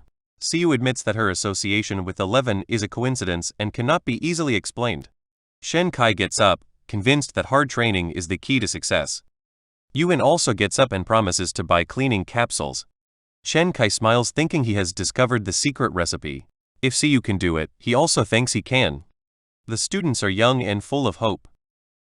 Siyu, with a tired expression, wishes them good luck in silence. They begin to talk about the examinations of a professional breeder. Siyu is a breeding specialist, so Kai asks her if she will take the exam of a professional breeder. Siyu replies that she plans to take the exam of a professional breeder in her place. This has been her plan all the time. Siyu knows that she could become rich as a professional breeder, but this would expose her talents. Fear the reaction of the public, since it could be seen as unfair, as a trick of the system. After all, in your country there are laws, but there is also a class division between high-ranking breeders and civilians. Big companies control everything, and nations compete fiercely. Breeders are also highly competitive with each other. Siyu understands that humans face the constant threat of transcendent beasts highly intelligent that try to take over their territories. He wants to obtain the ability to protect himself before fully using the skill manual. Approving the exam of a professional breeder would give him access to higher-level beasts and their advanced skills. Shen Kai happily tells him that if he takes the exam in 2 years, maybe he will see him again. However, Shen Kai is lost in his thoughts. Note that the next exam is in 6 months, but your pet beasts need to reach a level to qualify for the first evaluation round. The minimum requirement is that pets have at least extraordinary combat power. Even for next year, reaching level 10 will be a challenge for your pets, much less achieve extraordinary combat power. Shen Kai assumes that he and Siyu should participate in the evaluation next year. However, Siyu has other plans. He tells them with confidence that they will only see each other if he fails the next exam. Siyu thinks that if he cannot keep 11 and is training with his few savings, he must obtain the professional certificate as soon as possible to be able to keep his pet beast. Shen Kai seems worried and asks Siyu if it would not be a little difficult for 11 to go from level 5 to extraordinary in just 6 months. Shen Kai looks worried, knowing that some beasts stagnate before reaching the extraordinary level. It will all depend on the beast's ability to overcome that challenge. Siyu remains confident, saying that although reaching the extraordinary level may be difficult, level 10 should not be a problem. He points out that it is not impossible for beasts below this level to participate in the professional exam. Shen Kai asks if Siyu refers to the special exam. Ye and Yu Hen are confused and ask if it refers to the level jumping challenge, where a beast can challenge a higher ranking one. Siyu explains that if a beast cannot reach the extraordinary level, it can still participate in the level jumping challenge. For pets with highly developed abilities, it should be easy to challenge higher ranking beasts. Shen Kai remembers that Siyu's iron comedian has a level of hardness, which makes sense for him to challenge stronger beasts. He feels that Siyu is better than him in all aspects, even in planning, and remembers himself to train harder in his ice cage after his mission. Suddenly a loud whistle interrupts his conversation and an announcement is transmitted throughout the town. It is a yellow signal to warn of the release of animals indoors, which means that a group of ferocious beasts is approaching the city wall and is expected to increase in number. Citizens are told to follow the safety guidelines. The announcement causes panic in the town. People run to finish their work and gather their belongings. The old man seems worried and tells Shen Kai and his group to return home. Shen Kai, wanting more details, asks about the situation. The old man explains that he does not know much, but suspects that the beasts of the snowy mountain are causing problems. He warns that if the situation worsens, they could follow evacuation orders. Siyu thinks it is not yet time to panic. The difference with 10 years ago is that high walls have been built in the city between the snowy mountain and the Pingcheng district. The body of guardians and the Nomad Association have stations on both sides of the wall to defend themselves against the attacks of the beasts. Siyu believes that if there is really a risk of a breach, a different code will be issued. Shen Kai suggests that they verify the situation, but Hua opposes, saying that they would only interfere. Siyu agrees with Hua and suggests that they return to the Nomad Association, since this is a long-term mission. Back at the Nomad Association, the group asks the receptionist about the situation. The receptionist does not know the specific details, but mentions that there have been 2 warnings of yellow code this month. Before they can process the information, someone calls Chen Kai and Yu Ying. They turn to see their teacher, Mr. Han. He explains that he was close when he saw the group chat that Chen Kai sent and decided to check how they were. Siyu is surprised to learn that the students have a group chat with their teacher. Mr. Han asks Chen Kai if the people with him are friends. Shen Kai confirms that they are nomads from another school. Mr. Han quickly realizes that the group is worried about the warning of rabies. Shen Kai asks how serious the situation is. Mr. Han suggests that they move to a quieter place to talk, since the vestibule of the Nomad Association is too noisy. As they walk, Siyu is already thinking about the future, knowing that the area where she lives is not very safe and wanting to prepare for the worst. Outside the Nomad Association, Mr. Han reassures the group, saying that the defense facilities are much better than 10 years ago. He explains that the Nomad Association has the resources to respond quickly. He also mentions that the city's nomads would be fired if Ping could not handle the situation on his own. In addition, if the body of guardians has difficulties maintaining the defense, they will receive reinforcements from the surrounding cities. Because of this, Mr. Han does not see the Snowy Mountain as a great threat and emphasizes that the government is well prepared for rabies. The group stops in a garden to continue the discussion. Shen Kai is still concerned about the possibility of a large-scale rabies, but Mr. Han reassures him, saying that it is only a small scale, not as big as the incident of 10 years ago. Siyu, however, is curious about the cause of rabies. The beasts of the Snowy Mountain are ice type, so they should not be trying to approach the city due to environmental differences. He knows that rabies is often caused by competition, food shortages or other resource problems, but none of these reasons make sense for the Snowy Mountain. Siyu points out that rabies should be predictable, making the incident of 10 years ago an anomaly. He suspects that this may be related to the event that caused Siyu to lose his family. Mr. Han sadly confirms this, saying that the rabies of 10 years ago is still a mystery. While they are next to a giant statue, Mr. Han changes the subject. He asks them if they know the history of Glacier City. The group of young people is curious, but Mr. Han clarifies that the story he is about to tell is based on conjectures. 2,000 years ago, the Snowy Mountain did not exist. The area was once the territory of a highly developed nomadic tribe. One day an ice dragon appeared and landed on a mountain. His bright eyes, icy gaze, sharp claws and huge wings marked him as a powerful creature. The arrival of the dragon began an era of ice, which made life difficult for the nomadic tribe. A single dragon became a big problem for the entire tribe. The nomadic tribe fought against the ice dragon to recover their land. The battle lasted several days, and the sequels of the fight formed the Snowy Mountain. The listeners ask anxiously who won. He goes on to say that ruins of the ice dragon were discovered on the Snowy Mountain. The ruins resemble a cave with inscriptions at the entrance. Rumors say that the remains of the ice dragon are sealed inside, and that their cries can still be heard, even after 2,000 years. Yu Jing is so scared by the story that he tries to hug Siyu, but he pushes her away. Hua and Chen Kai are also equally surprised by the story of the dead spirit. Mr. Han does not mind their reactions and points to the statue behind them. He explains that it is an artifact that the archaeologists unearthed and that the stone giant is the totem of the nomadic tribe. He mentions that Siyu should know a couple of things about archaeology. Everyone looks at the statue and Siyu asks if the tribe defeated the ice dragon using the totem. Suddenly Siyu hears a voice saying that it was not like that. He is surprised, not knowing where the voice comes from. The voice repeats the same phrase. Siyu notices that the purple eyes of the gigantic statue shine and wonders if the voice comes from it. Initially, he thinks it is something similar to when Ultraman transforms, but then he realizes that he is in the wrong universe. He focuses on the statue, thinking that it should not be alive. He believes that telepathy only works with living creatures. He wonders if the statue would even be there if something was wrong with it.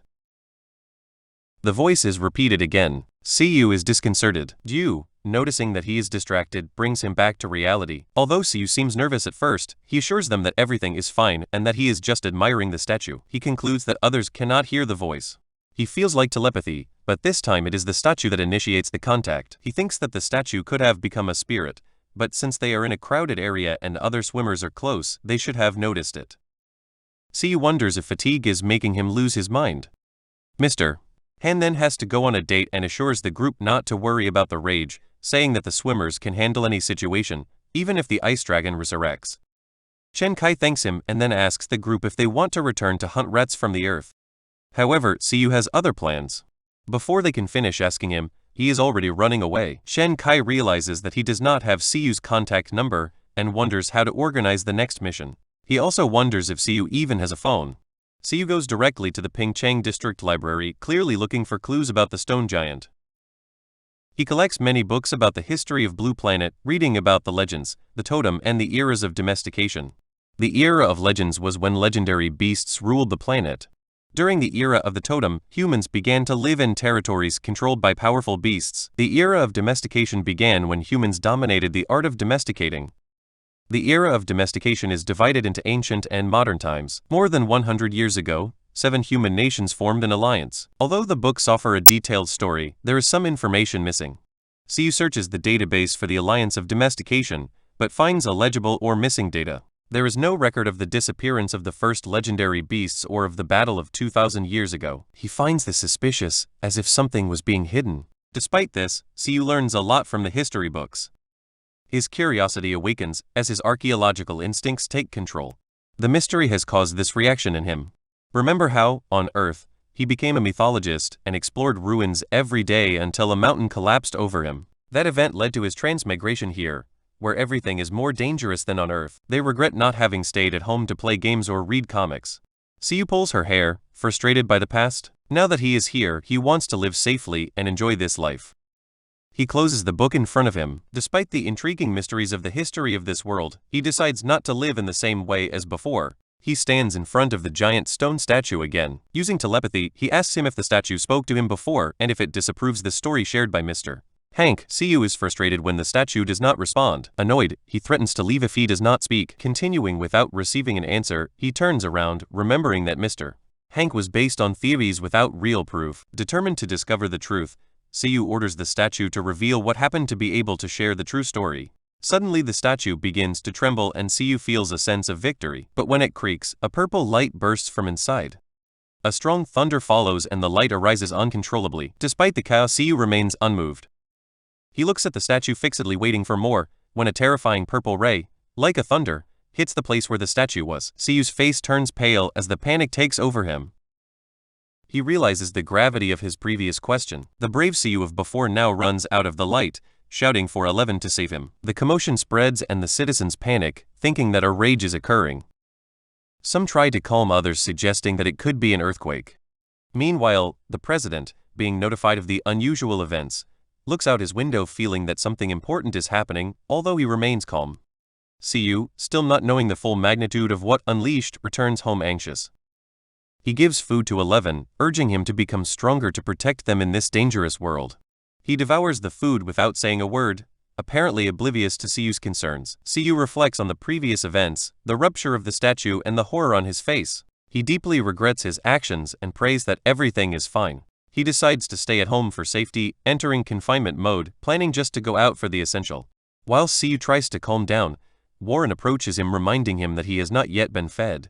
Quickly, CU provides him with leaves and fruits. Warren seems surprised by the abundance, but eats with avidity. After a long day, CU decides to rest, hoping that the next day he will bring answers. CU plans to teach 11 high-level skills, such as intimidation and absolute sleep, but decides to wait for now due to fatigue. Instead, he focuses on helping 11 master their current skills. He calls the green cotton worm as a training partner. Although initially reluctant, the worm is bribed with food and begins to use his new silk ray skill, strong enough to cross CU's clothes. The task of 11 is to dodge or predict where the silk will fall and use harden in those areas, improving their agility and reflexes. CU lets them train while he goes out to buy food. On the way, CU hears rumors about the closure of the Nomad Association due to the incident of the previous night. He becomes anxious to realize that the disappearance of the giant statue could link him to chaos. Although it was not directly observed, CU fears that someone with special skills can track the event to him. He decides to act as if he did not know anything, fearing the consequences of becoming a criminal for a simple curiosity about a stone statue. Meanwhile, a research team investigates the phenomenon that CU unleashed accidentally. They suspect that it is an unexplored ancient dimension caused by a break in time and space. Lu, a team investigator, is not sure about the exact nature of the event. The team discusses the ruins of the ice dragon connected to the glacial plain. Lu mentions that someone must have interacted with remains of the story to trigger the dimension. They are determined to find the person responsible. 4 days later, the quick healing skills and 11 super sight are at an experienced level, while hardening is still competent. CU feels confident in his progress, but continues to look for opponents to test his strength. He returns to the 100 herbs room to buy more supplements as often as the dependent suggests that he reduce the frequency. The dependent mentions a student from the south who buys the same pills in large quantities, and CU wonders if it is Chen Kai. Curious, he asks the dependent about the closure of the Smokers Association and the explosion. The dependent, apparently well informed, reveals that an unexplored region has appeared and that Ping Chang will soon take off. Siyu is confused and asks him to explain. The dependent informs him that an unexplored dimension has recently appeared. Siyu discovers that this unexplored dimension is an alternate dimension similar to a domain dimension. The dependent explains that domain dimensions exist independently after the death of a smoker, becoming small worlds full of energy. Even after losing their connection to pet beasts, these dimensions can contain rare resources and creatures, but they are usually weaker than when they were active as domain dimensions. Siyu feels relieved that the situation is not as serious as he thought, but he is still curious about how simply interacting with the statue caused the appearance of an unexplored dimension. The dependent reassures him by saying that no dangerous monsters have been reported inside and that the best smokers can handle any threat. As he walks home, Siyu thinks about the destruction of the statue and wonders about the connection between the unexplored dimension and the true story. He feels sorry for not keeping his promise to expose the truth and decides to wait until he is stronger before returning. However, when someone knocks on his door, he gets nervous, wondering if someone has tracked him for having destroyed the statue. The door opens to reveal Lu Yingjai, a doctor of archaeology at the University of the Old Capital. She mentions that she was at the site of the unexplored dimension earlier and asks for Siyu's cooperation. Surprised, Siyu invites her in and introduces herself as a jobless smoker. As they walk through the garden, Lu asks him directly if he had anything to do with the destruction of the statue and if he heard a voice coming from it. Siyu is surprised, feeling that she knows everything. He explains that although the statue is not alive, Siyu's telepathy allows him to perceive the emotions and convictions of inanimate objects, giving them a kind of spiritual form over time. This ability, called hearing the voice of history, is rare and those who possess it are called hearers. She tells him that this talent is valuable in archaeology, especially when it comes to unearthing hidden stories or deciphering ancient ruins. Then he shows Siyu an image of the unexplored dimension that he triggered and explains that he awakened the spirit of the statue. What caused the appearance of an ancient ruin that could reveal the true history of the glacial city? Lu believes that Siyu has great potential and invites her to join her as an archaeologist, perceiving her natural talent for the field. Siyu feels a whirlwind in his mind. This was the life he was trying to avoid, the life he had convinced himself not to enter again. Lu hasn't even finished talking when Siyu enters in a spiral by mentioning that he could be a natural archaeologist. Silently, he swears that he does not want to do archaeological work in this life. His goals are simple: get rich, take care of aunts, find a girlfriend, have a date, move to a safe city and live a life without worries. He knows what an archaeologist's life is like and he doesn't want anything to do with her again. Siyu politely rejects the offer to join any archaeological association, immediately cutting off Dr. Lu without hesitation. He clarifies that he is not asking him to join an archaeological association. While humans misinterpret the situation, the pet beasts are linked to each other, with the worm sitting on the nose of the wind lion and aunts trying to climb as well. He explains that asking Siyu to join an association for archaeologists would be a waste. She reveals that she is offering him to join a different organization. There are only 11 hearers across the nation, a lower number than the legendary nomads or the beasts of divine rank under national protection. Siyu's talent is so rare. Siyu feels ashamed for having drawn hasty conclusions. Lu does not seem to care and tells him to consider the offer. He tries to convince him, pointing out that having this talent means that he probably has some interest in history, which allowed him to hear the voice of the stone statue. Siyu resolutely denies this, arguing that there is no money in history or archaeology, while the pet beasts continue to play. Lu gives Siyu time to think and takes a picture of the tender scene. Siyu begins to realize that he is a national treasure, one of the 11 hearers across the country, rarer than the legendary nomads and the guardians of totem. He smiles at the coincidence that the number 11 appears repeatedly in his life. Using simple logic, he concludes that since his talent is so rare, he will blindingly have a much greater advantage if he joins the organization. Recognizing this, he humbly decides to listen to the archaeologist. Siyu begins to ask more questions, now intrigued, probably influenced by the possibility of a comfortable and lucrative life. Lu provokes him with more benefits, stating that he could receive more privileges than a legendary nomad. He looks him in the eye and confirms that if he joins, he will have a status superior to that of a legendary nomad. He even insinuated that he could become so rich that he could hire legendary nomads as bodyguards to accompany him when he explores ruins. Forget about running a silk factory. This sounds like the life that Siyu has always wanted. Siyu remembers that the president of the Association of Glacier City Nomads is only a grandfather-level nomad. This means that his potential status could surpass that of the president. Legendary nomads have dominion over creatures of the Supreme Lord rank and are in charge of offices in first-level cities, so joining this organization could put it above them. Siyu is filled with hope and emotion, overwhelmed by the positive possibilities. The organization seems incredible, and with so much to gain, he feels that he has nothing to lose by trying. Despite his initial hesitation about being forced into archaeology, Siyu now feels fortunate. What began as a renunciation has turned into emotion. He tries to act normally, although he is overflowing with joy inside. He asks the doctor what his duties would be if he joined. Lu assures him that the organization has a simple structure, without restrictions or requirements. She believes that having the talent of a learner naturally brings a passion for learning and discovery. Lu looks up at the sky and remembers how listeners are usually the first to be present when new legendary ruins are discovered. The listeners typically support or even lead explorations, as they have the ability to hear the voice of history, which marks someone as extraordinary. Although this entails expectations and pressure, she emphasizes how special this skill is. Siyu seems less worried about the pressure and more excited about the benefits, especially after hearing that there are no assigned duties. Being able to do what he wants while obtaining access to high-ranking bodyguards, unlimited resources, and abundant information sounds like a dream. Before his dreams take him further, he asks the name of the organization. Lu proudly presents his plaque and introduces the National Department for Strategic Investigations and Ruins Reinforcement, also known as Department 11. The organization handles critical ruins, and its members are considered the special forces of the archaeological field. Siyu internally complains about the repeated appearance of the number 11 in his life, but quickly reconsiders it, deciding that it could be his lucky number now. Using the benefits as bait, before explaining the purpose of the organization, it cannot reject the offer. Siyu makes a gesture of approval to confirm his agreement to join. He asks Dr. Lu if she herself is a member of the department. Lu confirms that she is one of the 11 members. Siyu internally complains about the appearance of the number 11 again, but says nothing. Lu extends his hand to welcome Siyu to Department 11, and informs that he is now a member on probation. Siyu holds out her hand without thinking and agrees, only to freeze in the middle of thought when she realizes what has just happened. Lu has deceived him. Siyu feels uncomfortable when she hears the word probation. Lu reveals the proof that the new members must take to become officers. He feels upset that he has been deceived, but since he has already accepted, he has no other option than to comply. Lu points out that Siyu is too weak, even as a member on probation, but then surprises him by taking out his phone and transferring 10 million bucks to his account as initial funds. This is his signature bonus, intended to help him become a professional donor and support his archaeological studies. Upon hearing the amount, Siyu's annoyance disappears instantly. His opportunistic nature shines as he begins to shine with emotion.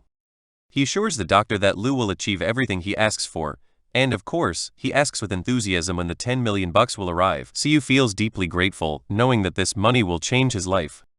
For him, it is worth more than having legendary backup takers. Realizing that he no longer has to depend on the green cotton worm to generate income, he mentally frees the worm from his role. Despite his long association, he feels ready to let him go.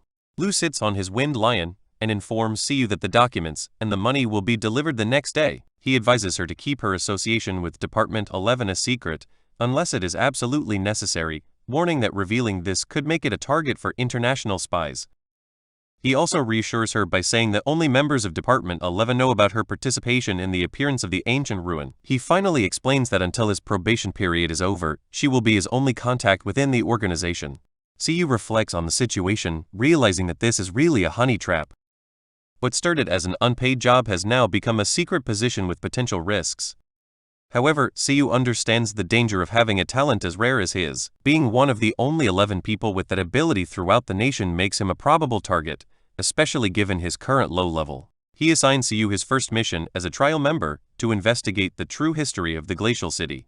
He explains that there is no time limit for the task, but emphasizes its importance, as he believes that the information of the unexplored dimension will help him decipher the ruins of the ice dragon. He is confident that Siyu, being born and raised in Pingsheng, will be able to hear the traces of the history related to the ruins. He assumes that despite his doubts, Siyu wants to discover the truth as much as she does. The mission seems perfectly adapted for him, and although it is a great challenge for a nomad in practice, the 10 million bucks definitely make the offer even more attractive. Siyu, now enthusiastic, asks if he can enter the unexplored dimension. Lulu encourages him to do so, assuring him that he can go without the need to reveal his affiliation with Department 11. Before leaving Dr. Lulu offers Siyu a gift, saying that she knows that for now she does not need money. Leaning her elbow on her winged lion, she presents him with her options. The choices include a take on Iron Eater skills, a unique evolution method for green cotton worms, or a young high-ranking company beast. Lulu assumes that 11 is Siyu's first company beast. Upon hearing his name, the green cotton worm, posed on 11's head, pulls off the fur of the Iron Eater. He observes this interaction and correctly guesses that the worm is a beast that Siyu has been taking care of without a formal contract. He notes that the worm has been raised well, with a high-level skill such as silk, and concludes that there would be no problems to evolve it. Imagine that Siyu is saving it for fun or waiting for it to evolve before signing a contract. Since they met Dr. Lu has been surprisingly precise in reading Siyu. Siyu looks at the options presented. He takes a look at 11 and reflects on how difficult it is to accept something without winning it. Perhaps this reminds him how 11 does not like to be given skills without having worked for them. However, Siyu is not willing to reject this opportunity. He will take the gifts, just like he took the 10 million wangs. By overestimating his options, he considers the advantages. A skill take would give 11 an additional space for skills, which could be useful, although he is satisfied with the current skills of 11. The worm's evolution method tempts him because he has invested so much time and effort in raising the worm, and evolving it into a powerful beast would make all that work worth it. The option of the high-ranking company beast is also attractive, as it would allow Siyu to use his skill manual to study it and strengthen it. Siyu surprises everyone by asking if he has to choose only one. Lu looks at it fixedly, clearly without expecting such a reaction. Siyu argues that he needs all the resources as soon as possible to effectively contribute to archaeology. With a sigh, he accepts it with bad will, telling him that he can have all three, but only as an advance payment of his salary. Siyu finds out that he cannot hire the high-ranking company beast until he becomes a high-ranking breeder.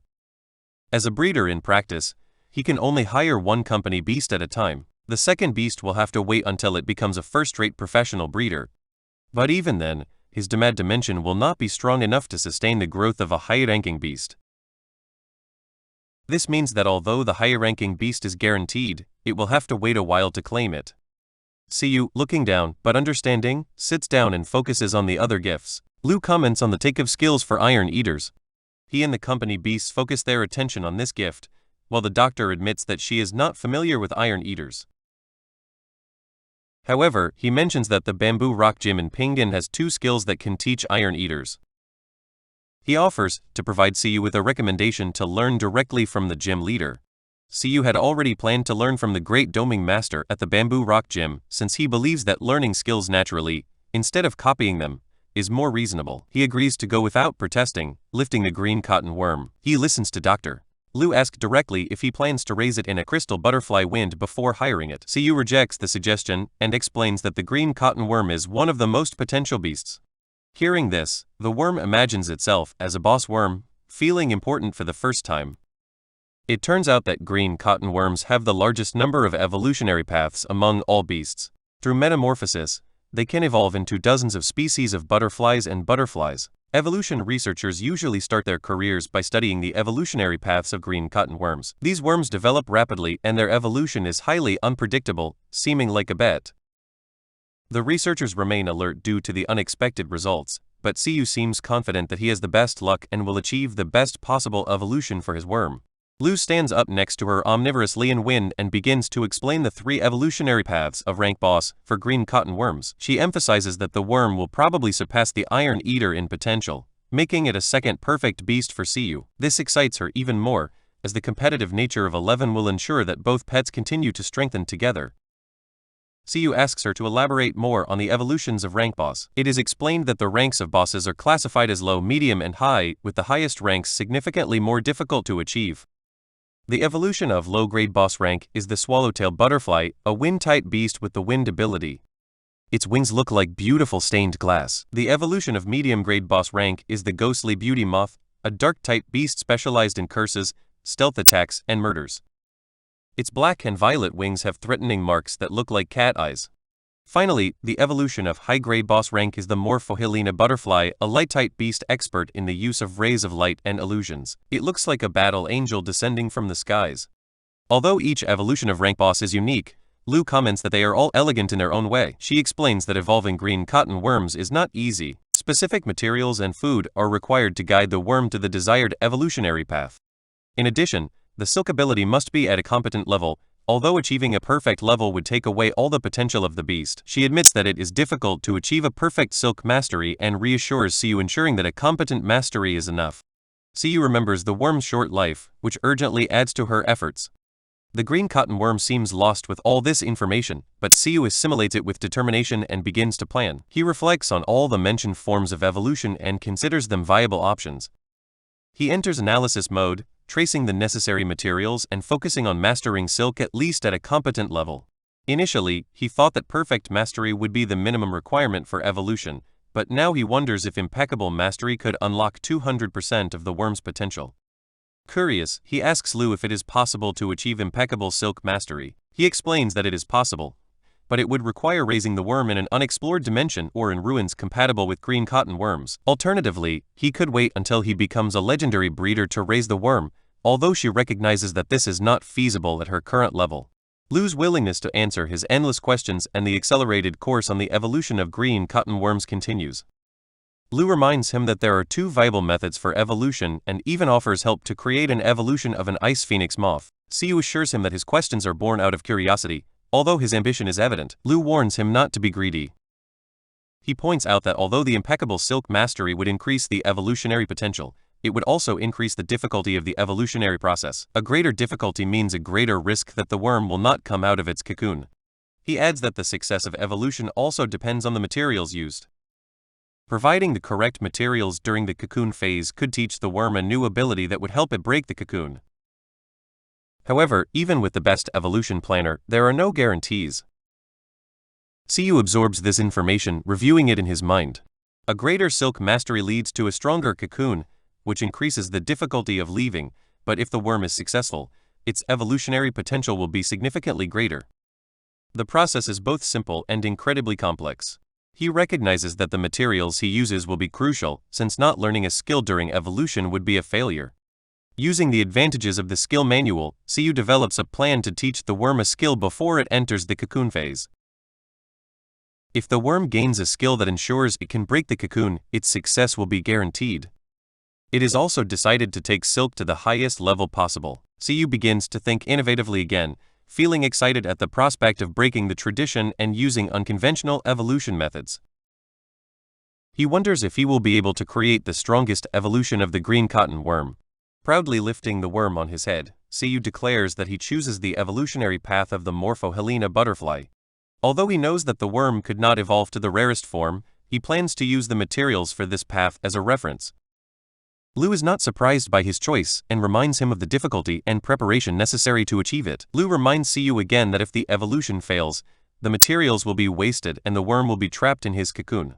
Siyu recognizes this information and listens attentively while Dr. Lu lends him his phone to read the evolution guide. He already knows that the silk skill must be at a competent or superior level, but now he learns about the materials necessary for evolution. These include the juvenile heart of light, the mature sunflower petals, the fluorescent nucleus, the bright fungi, the powder of solar rock, and the bright mature grass. Feeding these materials to the worm will allow it to form a cocoon, and after 30 days, it should learn the rainbow ray skill and emerge successfully. Siyu notes all this in his notebook while the green cotton worm looks over his shoulder.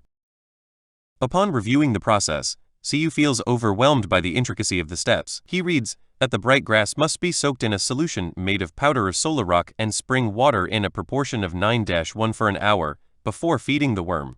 All the material must be fed to the worm in a single day, and the cocoon will form shortly after. It will take 30 days for the worm to emerge with its new form and skill. The discussion about the green cotton worm seems endless, and Siyu begins to consider the cost of the materials. The items are rare and expensive, at least level 3 resources, much more expensive than the level 1 iron bamboo that he has been buying for 11. Good thing he has 10 million bucks to come, he thinks. However, Siyu closes his eyes and remembers that this guide will only be his last resource. He still plans to forge his own evolutionary path towards a high-level boss beast first. Siyu returns the phone to Dr. Lu, who greets him with her hand as she heads to the door with her wind lion. Before leaving, she praises how well Siyu has raised his iron eater and his green cotton worm. As she continues to greet, Siyu already begins to doubt her decision to join Department 11. She remembers her desire to avoid everything that looks like her job on Earth, but she cannot deny her growing interest in the unexplored dimension. Her contradictory thoughts do not last long, as the promise of tomorrow's money excites her again.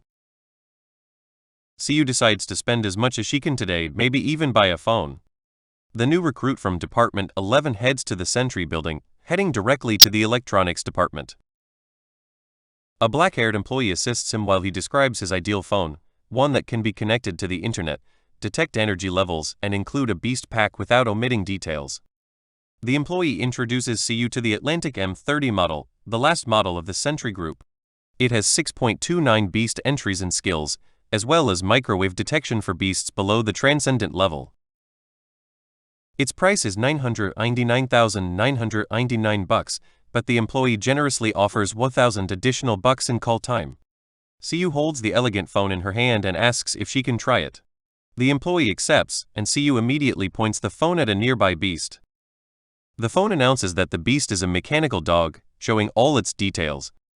It is identified as a transcendent mid-stage creature of level 10, classified as a form of artificial life designed for protection, tracking, and research services. It also has the ability of high self-destruction level, which allows it to release all its energy in a devastating explosion. Although it dies later, CU is amazed at how useful the phone will be for her skill manual. The mechanical dog's high-level ability is so attractive that CU has to resist the temptation to touch it.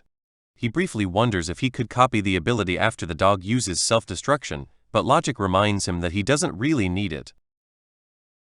When focusing on the phone again, CU is impressed by its energy detection function, which shows the mechanical dog's energy level and reveals that it is only a step away from becoming a completely transcendent creature. CU also appreciates the function of the almanac, realizing how convenient it will be to have detailed information about the beasts within reach. Although he has knowledge, most of his studies have focused on transcendent creatures and he is not considered an expert. This phone will fill the voids and help him become a prominent tamer. Feeling relieved to have such a valuable tool, CU tightens the phone tightly. He wants to buy it right away, but the price would exhaust all his current savings. He logically knows that he should wait until tomorrow when the 10 million bucks are deposited in his account. If the money does not arrive, he will be left with nothing and could end up eating dirt.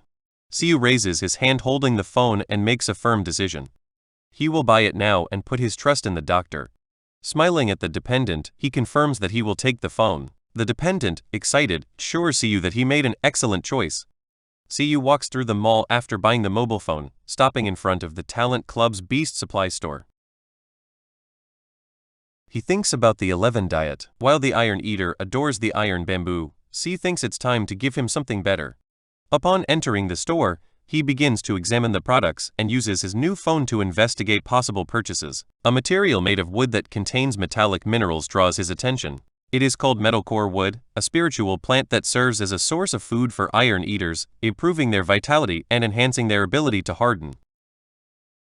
Metalcore wood is more nutritious than iron bamboo, but it can cause overeating in lower-rank iron eaters. CU, however, is not worried about this for 11, whose training volume exceeds that of common iron eaters. As for the green cotton worm, CU decides that his diet is fine as it is. He also finds a better supplement for himself in the form of strange capsules, but decides to ignore the pills in large quantities, for now, keeping the capsules in mind for a future purchase. It has been a long day for CU, but the day is not over yet. Once at home, he sits in his bed and begins to explore his new phone. The first thing he does is register on the online portal of the Iron Eaters Association so as not to have to visit the building in person. Almost immediately after registering, he receives a notification about a fight in the wild that grants authorization to enter the ruins of the Penang district. The notification surprises us. It says that everything that is inside the ruins will belong to the participants. This makes CU jump out of bed with his opportunistic mind thinking immediately about the treasures. However, his cautious side comes into action when he begins to think about the monsters he hunts inside. Remember that the doctor insinuated that he could enter the ruins without using his credentials from Department 11. He wonders if the participants are being used as bait and feels that there must be a trick. With a doubtful expression, he decides to find someone with previous experience to learn what to wait for. A loud growl interrupts his thoughts. CU notices that Lieb and the green cotton worm are so hungry that their stomachs growl noisily. The two beasts begin to scream for food, and their tamer takes action, promising them a feast while he cooks. While cooking, CU reflects on how slow time feels when meditating and how fast it happens when the phone is used. Many people would identify with that thought. His imagination overflows when he imagines that phones evolve to become mechanical life forms with the ability to control time. Finally, dinner is ready, and the two beasts, who patiently waited by his side while he cooked, gather anxious at the table. He tries his first bite of the metal core wood and eats it with enthusiasm. While they eat to their heart's content, Siyu encourages 11 to prepare for combat training in nature. He gives a firm thumb up, with his expression saying that his tamer does not even need to ask for it. With powers discovered and unlimited resources at his disposal, Siyu wonders what incredible things await them. Meanwhile, he fights with himself every day to become stronger. Siyu remembers previous battles against the ice armadillo and the earth rats, feeling that none of them made him reach his full potential. The recent visit of the wind lion brought new pressure for 11, who has unlocked a new goal for himself. The Iron Eater is surprisingly aware of himself, knowing that he has not yet reached the level of the chief-ranked beasts. The beasts of that level can exert immense pressure that overwhelms lower-ranked beasts like 11, sometimes even leaving them out of combat without fighting. Despite this, 11's interaction with the Wind Lion was good, and Siyu considers asking the lion for advice and tricks to become stronger. The chief-ranked beasts have the intimidation ability, which reminds Siyu of the Snow Wolf King. Knowing that he already has a copy of intimidation, Siyu gets excited and waits for 11 to master it. Learning chief-ranked skills would further strengthen 11's real qualities. Siyu believes that his next trip to the unexplored dimension will be a significant test of his skills. This time it will not be just him and 11, the green cotton worm will join them. The worm is surprised when Siyu asks him to accompany him since he has never left the house. The nomads will be qualified during training in nature according to the rarity of the defeated beasts and the resources found. Siyu has the brilliant idea of making the worm shoot silk fabrics everywhere to collect resources while 11 handles the combat. The worm seems completely surprised by this plan. He visits Siyu in his residence, and faithful to his word, he gives him his identification, the money and the letter of recommendation promised for Department 11. Identification allows him to explore most of the ruins, including the ruins of Pingan. Siyu enthusiastically accepts the articles, already planning how to use them in his favor. Liu mentions that another notable place that he can now access is the ruins of the Ice Dragon, but warns him that he must first ascend to a professional nomad. He firmly tells him that the ruins are too dangerous for his current level, and that he would freeze to death if he tried to explore them now. Siyu, undisturbed, asks if he would be assigned bodyguards if he decides to go. Liu confirms that bodyguards can be requested to explore the ruins of the Ice Dragon, but not for the unexplored dimension. Then Siyu changes the subject and asks more about the unexplored dimension, despite his apparent indifference to the dangers of the ruins of the Ice Dragon. Siyu apologizes in silence to the stone statue for having doubts about continuing on with the mission. Liu asks if Siyu knows that the unexplored dimensions are ancient. Siyu sits down to confirm that he knows the current situation in the ruins of Pinean and reveals that the dimension is unstable. The experiments have shown that only internal nomads can enter without problems, since the higher-ranking dimensions are repelled by the unexplored dimension. This dimension is a type of challenge ruin, modified by the nomad who previously possessed it, apparently designed to train the next generation of nomads. Once inside, the nomads will be transported to different environments. Exploring the dimension alone, no matter how many participants they send, should be good news for Siyu, who prefers to work alone.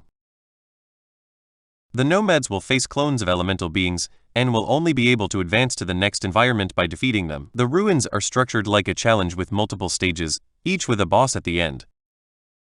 Liu looks at it seriously as he explains that the internal nomads of Pinean have had difficulties to overcome the challenge.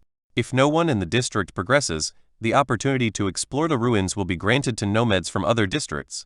Liu gives a link to a website and an invitation QR code for discounts and rewards in breeding materials, hoping to motivate him to make use of the available resources. She reminds him that these resources will help him quickly become a professional nomad. Liu advises Siyu to forget the ruins of the Ice Dragon for now and focus completely on the unexplored dimension, but it seems that she is the one who continues to mention them. The most recent recruit from Department 11 begins to feel that the task is too dangerous for him, conveniently forgetting that he is part of the test to become an official member of the organization. His main task in the ruins is to discover the true history of the glacial city. Liu assures him that he does not need to clear the entire ruin to achieve this. Using his auditory ability, he can gather clues from individual environments. He reminds him that he is the one who activated the ruins for them to appear, which means that he is strong enough to handle the task.